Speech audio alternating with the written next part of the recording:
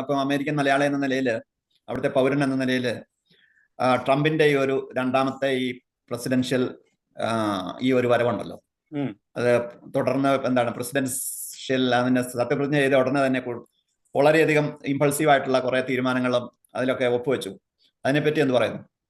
അതിനെപ്പറ്റി പിന്നെ വിഷയം പറയാമെങ്കിൽ അതിനെപ്പറ്റി പറയാം. അല്ലാതെ പൊതുവെ പറഞ്ഞു കഴിഞ്ഞാൽ പിന്നെ ഇമിഗ്രേഷനെതിരായിട്ടുള്ള എടുത്ത നടപടികളൊക്കെ ഞാൻ 100% സപ്പോർട്ട് ചെയ്യുന്ന ആളാണ്.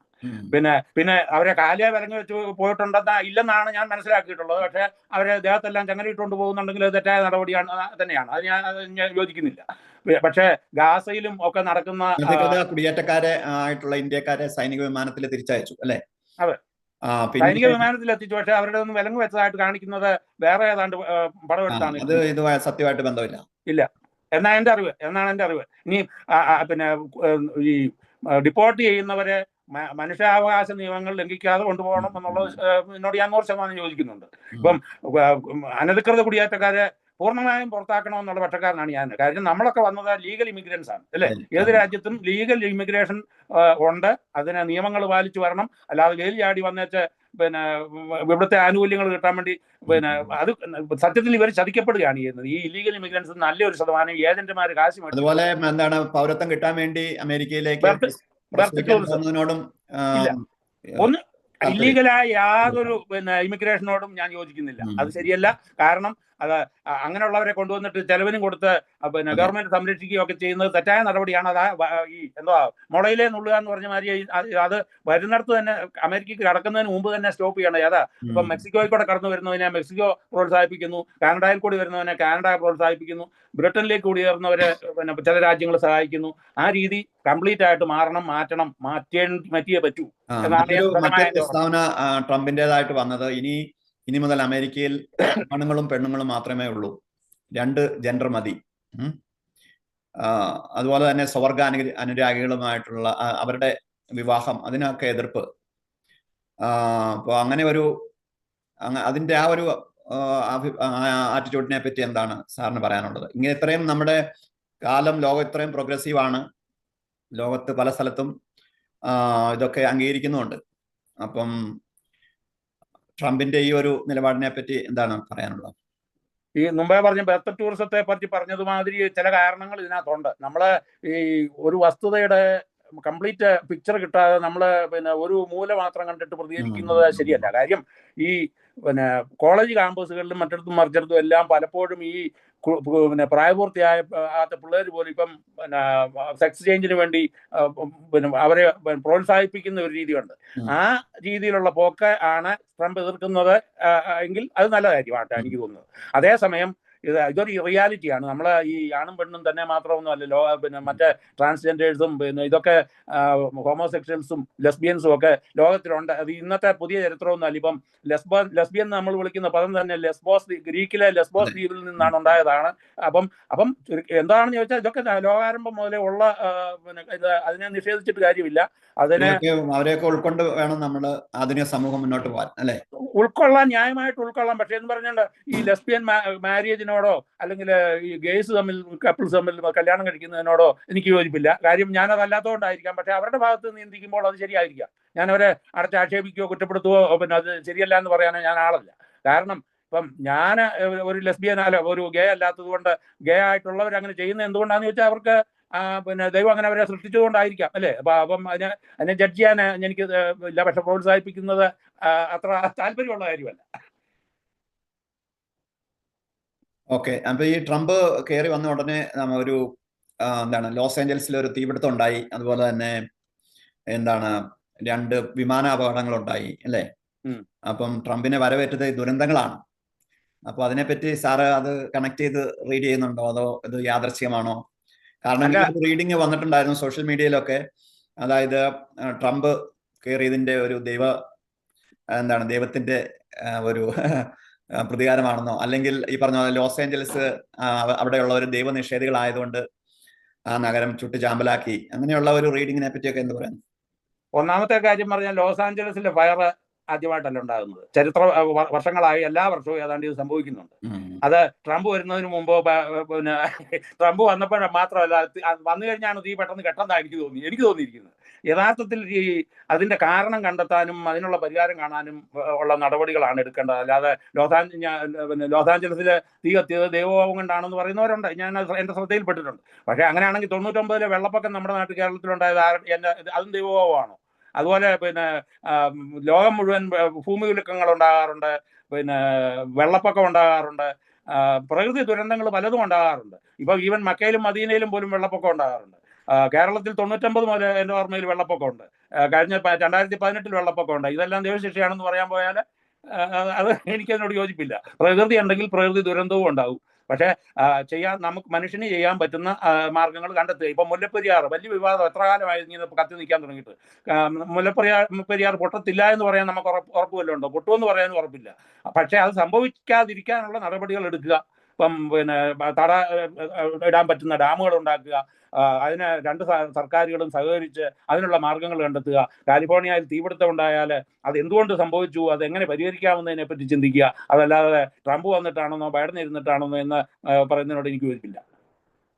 ഓക്കെ, അപ്പം സാറ് ട്രംപില് ഇഷ്ടപ്പെടാത്ത എന്തെങ്കിലും ഉണ്ടോ ട്രംപിന്റെ സ്വഭാവത്തില്? തീർച്ചയായിട്ടും നമ്മള് ഈ ഒരു കാര്യം മനസ്സിലാക്കണം. പല ജീനിയസുകൾക്ക് അവർക്ക് അവരുടേതായ ചില ഡ്രോബാക്സും ഉണ്ട്. നമുക്ക് ഉദാഹരണം പറഞ്ഞാൽ സ്റ്റീഫൻ ഹോക്ക്, വലിയൊരു ശാസ്ത്രജ്ഞനുണ്ടല്ലോ, സ്റ്റീഫൻ ഹോക്കിങ്സ്. ഹാക്കിങ്. അദ്ദേഹത്തിന്റെ ശരീരഘടന നിങ്ങൾ ശ്രദ്ധിച്ചിട്ടുണ്ടോ? ചിലപ്പോൾ അങ്ങനെയുള്ള പരാധീനതകൾ ഉള്ളവരിലാണ് കൂടുതലും ജീനിയസ് ഉണ്ടായിരിക്കുന്നതാണ് എനിക്ക് തോന്നുന്നത്. ട്രംപ് എല്ലാം മനസ്സിലാക്കിയിട്ടുള്ള ഒരു നല്ല ഭരണാധികാരിയാണ്. ഇപ്പോൾ ലോകത്തിന് ചേഞ്ചസ് ധാരാളം നടത്തുകൊണ്ടിരുന്ന അമേരിക്കയിലും ലോകം മുഴുവനും ഇപ്പം വെസ്റ്റ് ബാങ്കിലായാലും ഗാസയിലായാലും മിഡിൽ ഈസ്റ്റ് പൊതുവെ ഒത്തിരിയേറെ മാറ്റങ്ങൾക്ക് വരുത്തിക്കൊണ്ടിരിക്കുകയാണ്. അതൊക്കെ ട്രംപ് ചെയ്യുന്ന നല്ല കാര്യങ്ങളാണ്. പക്ഷേ കഴിഞ്ഞ ആദ്യത്തെ ടേമിന്റെ അവസാനം ഇലക്ഷൻ വന്നപ്പോഴത്തേക്കിന് ട്രംപ് ഇരുന്നപ്പോഴാണ് ആ ഇൻസറക്ഷൻ ഉണ്ടായത്. ജനുവരി 6 ആൾക്കാർ കയറി വൈറ്റ് ഹൗസ് അവിടെ എല്ലാം കയറി പ്രശ്നങ്ങൾ ഉണ്ടാക്കിയത്. അത് ട്രംപ് ഇരുന്നപ്പോഴാണ് സംഭവിച്ചത്. പക്ഷേ ട്രംപിന് അതിനകത്ത് ഒന്നും നേരിട്ട് പങ്കാളിയാണെന്നുള്ളതിന് തെളിവുകൾ ഇന്ന് വരെ വന്നിട്ടില്ല. ചില അദ്ദേഹത്തെ കുറ്റക്കാർ വിമുക്തനാക്കിയിട്ടുമുണ്ട്. പക്ഷേ അദ്ദേഹം ഇരുന്നപ്പോഴാണ് അങ്ങനെ ഒരു സംഭവം ഉണ്ടായെന്നുള്ളത് ഞാൻ അംഗീകരിക്കുന്നു. അത് ശരിയായ നടപടിയല്ല, അത് ഒരിക്കലും ഉണ്ടാകാൻ പാടില്ലായിരുന്നു. അത് ട്രംപിന്റെ ഭാഗത്തുനിന്ന് ഉണ്ടായ വീഴ്ചയാണോ എന്ന് എനിക്കറിയില്ലെങ്കിലും അത് ശരിയായ നടപടി ആയിരുന്നില്ല. അതുപോലെ തന്നെ എനിക്ക് തോന്നുന്നത് ആദ്യത്തെ ടീമിനേക്കാളും കുറെ കൂടി പക്വത വന്ന ഒരു നേതാവിനെയാണ് ഞാൻ ഇപ്പോൾ കാണുന്നത്. അത് എന്തുകൊണ്ടാണെന്ന് ചോദിച്ചാൽ കുറെ കൂടി ഭരണപരിചയം അദ്ദേഹം ലോകകാര്യങ്ങളും കൂടുതൽ മനസ്സിലാക്കിയിട്ടുള്ളത് കൊണ്ടാണെന്നാണ് എനിക്ക് തോന്നുന്നുള്ളത്. ബാലിശമായ കുറെ പ്രസ്താവനകൾ വന്നിട്ടുണ്ടായിരുന്നു. അതായത് എന്താണ്, കാനഡ US-ന്റെ 51ാമത്തെ സ്റ്റേറ്റ് ആകും, അതുപോലെ തന്നെ ജസ്റ്റിൻ ട്രൂഡോയെ ഗവർണർ എന്ന സംബോധന ചെയ്യുക. അതിനെപ്പറ്റി പറയാഞ്ഞാല് അദ്ദേഹം ഈ ട്രംപ് ഒരു പണ്ട് ഗുസ്തിക്കാരനായിരുന്നു, അറിയാവോ? ബോക്സിംഗ്, അതുപോലെ തന്നെ കരാട്ടയിൽ ബ്ലാക്ക് ബെൽറ്റ് ഉള്ള ആളാണ്. അദ്ദേഹത്തിന് ഒരു ഷോ മാൻ, അതായത് ആങ്കറും ഒക്കെ ആയിട്ട് ഉള്ള ജോലികൾ ചെയ്തിട്ടുള്ള ആളാണ്. അതായത് ബോക്സിങ്, കരാട്ടെ ഇങ്ങനത്തെ ഉള്ള ചെയ്തതിന് നിങ്ങൾ ശ്രദ്ധിച്ചിട്ടുണ്ടായിരിക്കും. ഒരു ബോക്സർമാരുടെ ഒരു പൊതു സ്വഭാവം എന്താണെന്ന് ചോദിച്ചാൽ അവര് ആദ്യം അവരുടെ എതിരാളിയെ അവരുടെ ആത്മവിശ്വാസം കെടുത്തുന്ന സംഭാഷണം നടത്തുക എന്നുള്ളത് അതിന്റെ ഒരു ഭാഗമായിട്ടാണ് ഞാൻ കാണുന്നത്. അതായത് ജസ്റ്റിൻ ട്രൂഡോയെ സത്യത്തില് ഇപ്പൊ തന്നെ ട്രൂഡോയുടെ സ്ഥാനം പോയത് നിങ്ങൾക്കറിയാവില്ല. അത് ട്രംപ് വന്നിട്ട് ആണെന്ന് എനിക്ക് തോന്നുന്നില്ല. അത് ട്രൂഡോ ഒരു ശരിയായിട്ടുള്ള നടപടിയല്ല. ഇന്ത്യയിലെ പക്ഷത്തോട്ട് കൂടുതൽ പ്രശ്നം ഉണ്ടാക്കിയത് ഖാലിസ്ഥാനുള്ള സപ്പോർട്ട് കൊണ്ടാണെന്നാണ് ഞാൻ മനസ്സിലാക്കുന്നത്. വീണ്ടും എന്താണ്, നമുക്ക് കാനഡയ്ക്ക് ഒരു നല്ല പണിയാണ് തന്നിരിക്കുന്നത്. ഇപ്പം ടാരിഫ് കൂട്ടുകയാണ്. അത് അതിനെപ്പറ്റി ഞാൻ പറഞ്ഞു കഴിഞ്ഞില്ല. ഞാൻ ഇത് പറഞ്ഞു കഴിയട്ടെ. അതായത് ഒരു നീക്കത്തിനോട് നമുക്കൊരു റിസഷൻ അടിച്ചേൽപ്പിക്കുമോ നമ്മളുടെ മേലെ?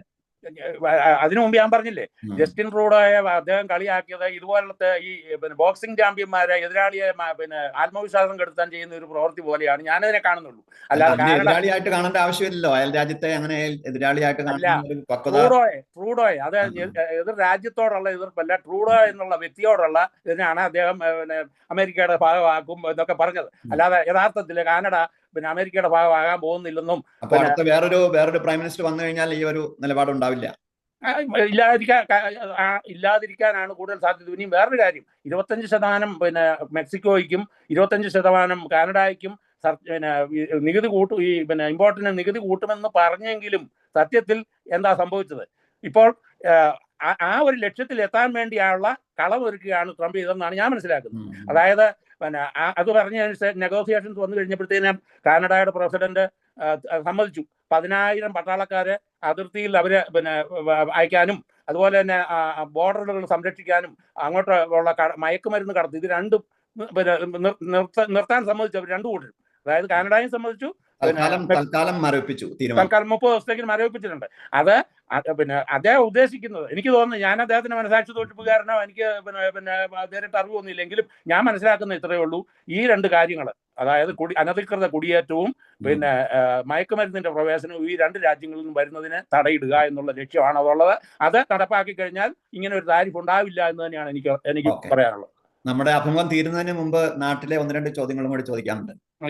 അതായത് നമ്മുടെ ഇന്ത്യയില് മോഡി മൂന്നാമത്തെ വട്ടമാണ് ഇപ്പൊ ഭരിക്കുന്നത്. അപ്പൊ ഇനി എത്ര നാള് മോഡിയുടെ ഭരണം തുടരാൻ സാധ്യതയുണ്ട്? അതുപോലെ തന്നെ മോഡിയുടെ ഭരണത്തെ എങ്ങനെ സാർ വിലയിരുത്തുന്നു? ഇന്ത്യയുടെ മതേതരത്വത്തിന്റെ ഭാവി, അതിലെന്തെങ്കിലും മാറ്റം വരാൻ സാധ്യതയുണ്ടോ? മതേതരത്വ സ്വഭാവം മാറ്റം വരാൻ സാധ്യതയുണ്ടോ? എനിക്ക് പേഴ്സണലായിട്ട് പറഞ്ഞാൽ മോദി, പിന്നെ ഞാൻ അമേരിക്ക വന്നിട്ട് 40 വർഷമായി ഞാൻ പറഞ്ഞല്ലോ, അന്ന് പിന്നെ ഓരോ കാലഘട്ടത്തിലും ഞാൻ ഇന്ത്യയുമായിട്ടുള്ള അമേരിക്കയുടെ പ്രധാനമന്ത്രി എന്ന നിലയ്ക്ക് മോഡിയെ എങ്ങനെ വിലയിരുത്തുന്നു? അതുപോലെ തന്നെ ഇപ്പോഴത്തെ BJPയുടെ ഭരണം ഇന്ത്യയുടെ മതേതരത്വത്തിന് ഭീഷണിയാണെന്ന് കരുതുന്നുണ്ടോ? എനിക്ക് തോന്നുന്നില്ല. കാരണം പിന്നെ ഇന്ന് ലോകം മുഴുവൻ നടക്കുന്ന ഏറ്റവും വലിയ കാര്യം എന്താണെന്ന് ചോദിച്ചാൽ ഇസ്ലാമിക തീവ്രവാദമാണ്. അത് നമ്മൾ കണ്ണടച്ചിരുട്ടാക്കിയിട്ട് കാര്യമില്ല. ആ ഇസ്ലാമിക തീവ്രവാദത്തെ ഇസ്ലാമിക രാജ്യങ്ങൾ പോലും എതിർത്തുകൊണ്ടിരിക്കുകയാണ്. ഇപ്പം പ്രധാനമായിട്ട് പറഞ്ഞു കഴിഞ്ഞാൽ സൗദി അറേബ്യ, ഖത്തറല്ല, സൗദി അറേബ്യയും UAE എല്ലാം പിന്നെ ഈ ഇസ്രായേലുമായിട്ട് വളരെ നല്ല ബന്ധങ്ങളിൽ പോകാനും പിന്നെ എബ്രഹാംസ് അക്കോർഡിൽ പിന്നെ ചേരാനും കൂടുതൽ രാജ്യങ്ങൾ അതിനോട് സഹകരിക്കാനും ചുരുക്കി പറഞ്ഞാൽ ഇസ്ലാമിക തീവ്രവാദത്തോടെ ഇസ്ലാമിക രാജ്യങ്ങൾക്ക് പോലും എതിർപ്പുണ്ട്. വളരെ ചുരുക്കം രാജ്യങ്ങളെ സപ്പോർട്ട് ചെയ്യുന്നുള്ളൂ, ഈജിപ്റ്റ് പോലുള്ള രാജ്യങ്ങളെ സപ്പോർട്ട് ചെയ്യുന്നുള്ളൂ.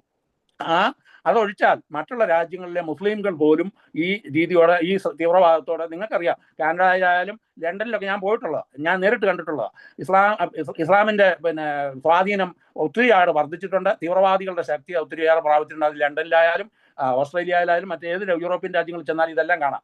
അതിന് തടയിടാൻ കഴിയുന്ന ഏക ഭരണാധികാരി ഉണ്ടെങ്കിൽ അത് മോദിയാണെന്ന് ഞാൻ വിശ്വസിക്കുന്നു. മോദി മറ്റുള്ള യൂണിഫോം സിവിൽ കോഡ് അങ്ങനെയുള്ള, അതുപോലെ തന്നെ എന്താണ് പൗരത്വ നിയമ ഭേദഗതി, ഇതിനെയൊക്കെ സാർ അംഗീകരിക്കുകയാണല്ലേ?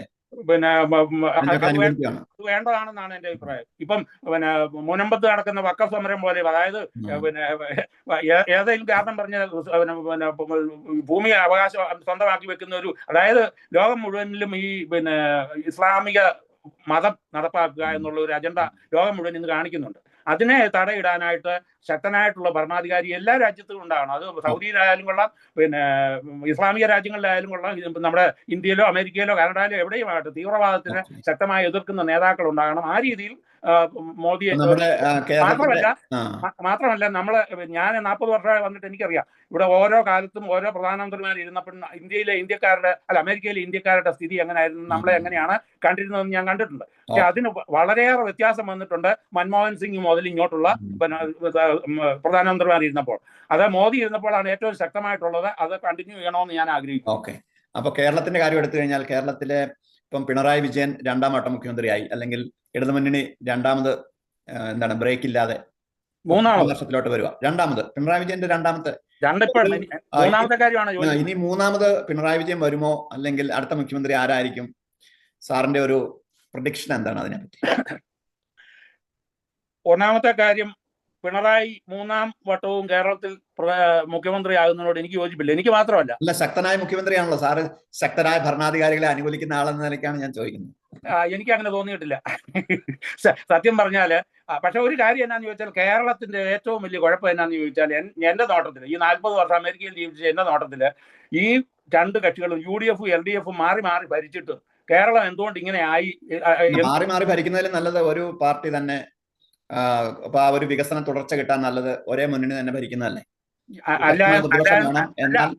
ഒന്നാമത്തെ കാര്യം, പിന്നെ ഈ അടുത്ത കാലത്ത് പിന്നെ ഇടതുപക്ഷത്തിന്റെ ഏറ്റവും വലിയ സപ്പോർട്ടറായ സച്ചിദാനന്ദൻ, അതായത് ഇന്നത്തെ സാഹിത്യ അക്കാദമിയുടെ പ്രസിഡന്റായിട്ടിരിക്കുന്ന ആൾ പോലും ഇനിയും 3-ാം തവണ കമ്മ്യൂണിസ്റ്റ് ഗവൺമെന്റ് ഉണ്ടായാൽ അതിന്റെ തകർച്ചയാണ് എന്ന് പറഞ്ഞിട്ടുണ്ട്. അത് നിങ്ങൾ ശ്രദ്ധിച്ചിട്ടുണ്ടോ എന്ന് എനിക്കറിയില്ല. പാർട്ടിയുടെ നാശത്തിലേക്ക് വരുമെന്നാണ് പറഞ്ഞത്. അതാണ്, അല്ലാതെ കേരളത്തിന്റെ പൊതുവായിട്ടുള്ള അല്ല പറഞ്ഞത്. ഭരണത്തിൽ വരുമ്പോൾ തന്നെ വരരുതേ എന്നുള്ളതാണ് അദ്ദേഹം ഉദ്ദേശിച്ചത്. കാരണം പാർട്ടി തകരും, അല്ലെ പാർട്ടിക്ക് ഗുണമില്ലാതാവും, കേരളത്തിന് ഗുണമില്ലാതാവും എന്നാണ്. അപ്പൊ നമുക്ക് ഇനി മുഖ്യമന്ത്രി കോൺഗ്രസ്സുകാരനായിട്ട് വരും അല്ലെ അടുത്ത? അതാണ് ഞാൻ അതിനൊന്നും പറയാൻ ആളല്ല. അതിന് പറയാനുള്ള ഒരു കാര്യമുള്ളൂ. കഴിഞ്ഞ ദിവസം സോഷ്യൽ മീഡിയയിൽ ഒരാൾ ഇട്ട ഒരു പോസ്റ്റ് എന്റെ ശ്രദ്ധയിൽപ്പെട്ടു. അത് ഞങ്ങളുടെ ക്ലാസ് ഗ്രൂപ്പിന്റെ തന്നെയാണ്.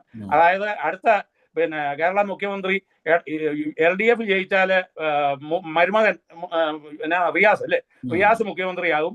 കോൺഗ്രസ് ജയിച്ചാൽ കുഞ്ഞാലിക്കുട്ടി മുഖ്യമന്ത്രിയാകും. അപ്പൊ ചുരുക്കി പറഞ്ഞാൽ രണ്ടായാലും ഒരു മുസ്ലിം മുഖ്യമന്ത്രി ആകാനാണ് കോൺഗ്രസ്സുകാരൻ മുഖ്യമന്ത്രി ആകില്ല എന്നാണ് സാറിന്റെ വ്യക്തിപരമായ ഒരു നിരീക്ഷണം എന്താണ്? ഇപ്പൊ UDF അധികാരത്തിൽ വരുവാണെങ്കിൽ മുഖ്യമന്ത്രിയായിട്ട് ആര് വരും? രമേശ് വരുവോ, അല്ലെങ്കിൽ സതീശൻ വരുവോ, അല്ലെങ്കിൽ രമേശ്, അല്ലെങ്കിൽ KC വേണുഗോപാൽ, അല്ലെങ്കിൽ K മുരളീധരൻ, സുധാകരൻ? ആര് വരുമെന്നുള്ളത് ഇപ്പൊ എന്നെ സംബന്ധിച്ച് ഞാൻ കോൺഗ്രസ്സുകാരനുമല്ല, LDF വിശ്വസിക്കുന്നില്ല, ഇതിനൊന്നിനും. കാര്യം കേരളത്തിൽ ഇത്രയും കാലം ഇരുന്നിട്ട് ഇവർ രണ്ടുപേരും മാറി മാറി ഇരിക്കുമ്പോഴും എന്താ സംഭവിക്കുന്നത്? അഴിമതി അല്ലേ?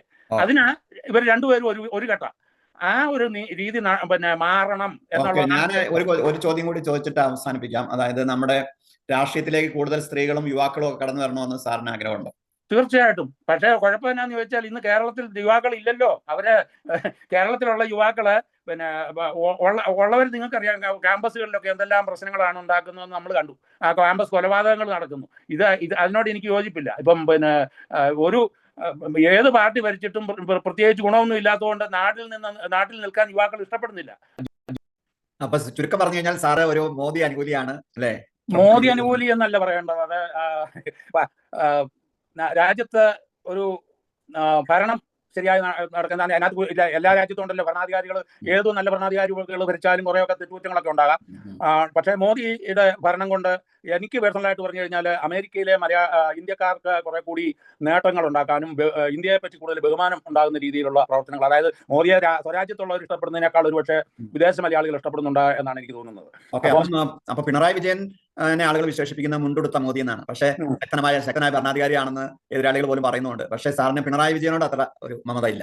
എനിക്ക് പിണറായി എന്ന വ്യക്തിയോട് അത്രമാത്രം ഒരു ഉള്ളതായിട്ട് പറയാൻ എനിക്ക് കഴിയില്ല. എന്ന് പറഞ്ഞാല് രാഷ്ട്രീയമായ എന്തെങ്കിലും അഭിപ്രായ വ്യത്യാസത്തിന്റെ ആണോ, അതോ പൊതുവെ പറഞ്ഞാൽ ഞാൻ പറഞ്ഞില്ലേ, ഞാൻ ഒരു ഭരണാധികാരികളും ഏത് രാജ്യത്തിന്റെ ഭരണാധികാരികളായാലും കമ്മ്യൂണിസ്റ്റുകാരോട് പൊതുവെ വലിയ താല്പര്യമില്ലെന്ന് തോന്നല്ലേ? ഞാൻ കമ്മ്യൂണിസത്തിൽ വിശ്വസിക്കുന്നില്ല. മാത്രമല്ല ഇന്ന് ശരിക്കും പറഞ്ഞാല് കമ്മ്യൂണിസം ഉണ്ടോ എന്ന് സ്വയം ഈ സപ്പോർട്ട് ചെയ്യുന്നവർ പോലും സംശയിക്കുന്ന കാര്യമാണ്. ഇന്ന് ഈ കമ്മ്യൂണിസത്തെ പണ്ടേ മരിച്ചു കഴിഞ്ഞു. ഇന്നുള്ളത് അതിന്റെ വെറുതെ ഒരു സ്കെലിറ്റൺ മാത്രമായിട്ടാണ് എനിക്ക് തോന്നുന്നത്. ഇന്ന് മുതലാളിത്തത്തിൽ ഊന്നിയുള്ള കമ്മ്യൂണിസമാണ് ചൈന പോലും സ്വീകരിക്കുന്നത്. അപ്പൊ കമ്മ്യൂണിസം ശരിക്കും പറഞ്ഞാൽ നിലവിലില്ല. കമ്മ്യൂണിസത്തിൽ എനിക്ക് വിശ്വാസമില്ല. പ്രത്യേകിച്ച് അമേരിക്കയിൽ ജീവിക്കുന്ന ഒരാളെന്ന നിലയിൽ കമ്മ്യൂണിസ്റ്റ് പ്രത്യയ ശാസ്ത്രം കൊണ്ട് ഒരു രാജ്യവും നന്നായതായിട്ട് എനിക്ക് അറിവില്ല. അതുകൊണ്ട് തന്നെ കമ്മ്യൂണിസത്തോട് താല്പര്യമില്ലാത്തതുകൊണ്ട് മുഖ്യമന്ത്രിയോട് വിരോധമൊന്നുമില്ല. ആര് ഭരിച്ചാലും നല്ല കാര്യം ചെയ്താൽ നല്ലതാന്ന് പറയും. ഞാൻ ഒരു ജനാധിപത്യത്തിൽ ഒരു പാർട്ടിയുടെയും അടിമയായിട്ടില്ല ഇന്നുവരെ. ആര് ഭരിച്ചാലും എന്റെ ബ്രെയിൻ ഉപയോഗിച്ചാൽ, അതായത് എന്റെ തല ഞാൻ ആർക്കും പണയം വെച്ചിട്ടില്ല. എന്റെ ബുദ്ധിയും മനസ്സും പറയുന്നതനുസരിച്ച് പ്രവർത്തിക്കും. പക്ഷേ ഞാൻ പറഞ്ഞില്ല, ഞാൻ ഒരു രാഷ്ട്രീയ പാർട്ടിയിലും അടിമയല്ലാത്തതുകൊണ്ട് തന്നെ ഒരെണ്ണത്തിന് കൊടി പിടിക്കാനോ ഇതിന് ഞാൻ പോകാറില്ല. അന്ധമായിട്ട് ആരെയും അനുകൂലിക്കത്തുമില്ല, അന്ധമായി ആരെയും എതിർക്കത്തുമില്ല. അപ്പൊ നമ്മുടെ കേരളത്തിൽ നിന്നുള്ള ഒരേ ഒരു കേന്ദ്രമന്ത്രി സുരേഷ് ഗോപിയെ പറ്റി എന്താണ് അഭിപ്രായം? കാരണം അദ്ദേഹം ഇലക്ഷൻ കഴിഞ്ഞ ഉടനെ അല്ലെങ്കിൽ ജയിച്ച ഉടനെ അദ്ദേഹം പറഞ്ഞായിരുന്നു, ഇങ്ങനെ പത്രങ്ങൾക്കൊക്കെ അഭിമുഖം കൊടുത്തപ്പോൾ പറഞ്ഞു, ഞാൻ ഒരിക്കലും ഒരു കേന്ദ്രവാഴ ആകില്ല. കേന്ദ്രവാഴ ആകില്ല. കാരണം ഇതിനു മുമ്പ് ഇരുന്ന കേന്ദ്രമന്ത്രിമാര് കഴിഞ്ഞ മോഡി സർക്കാരിന്റെ കാലത്തിരുന്നവരെയൊക്കെ അങ്ങനെ വിളിച്ചിട്ടുണ്ടായിരുന്നു കേന്ദ്രവാഴ. അല്ലെങ്കിൽ നമുക്ക് കേരളത്തിലേക്ക് വികസനമൊന്നും കൊണ്ടുവരുന്നില്ല, കേരളത്തിന് ഒരു നേട്ടം ഉണ്ടാകുന്നില്ല BJPയുടെ മന്ത്രിമാരെ കൊണ്ടെന്നുള്ള രീതിയിൽ. അപ്പൊ ഞാൻ ഒരിക്കലും കേന്ദ്രവാഴ ആകില്ലെന്നായിരുന്നു സുരേഷ് ഗോപി പറഞ്ഞിരുന്നത്. പക്ഷെ ഇപ്പം നമ്മൾ കഴിഞ്ഞ ആഴ്ച പുതിയ ബഡ്ജറ്റിൽ കേരളത്തിന് പുതിയതായിട്ട് ഒന്നുമില്ല. അപ്പം എങ്ങനെ വിലയിരുത്തുന്നു? സുരേഷ് ഗോപി എന്ന കേന്ദ്രമന്ത്രിയെ എങ്ങനെ വിലയിരുത്തും?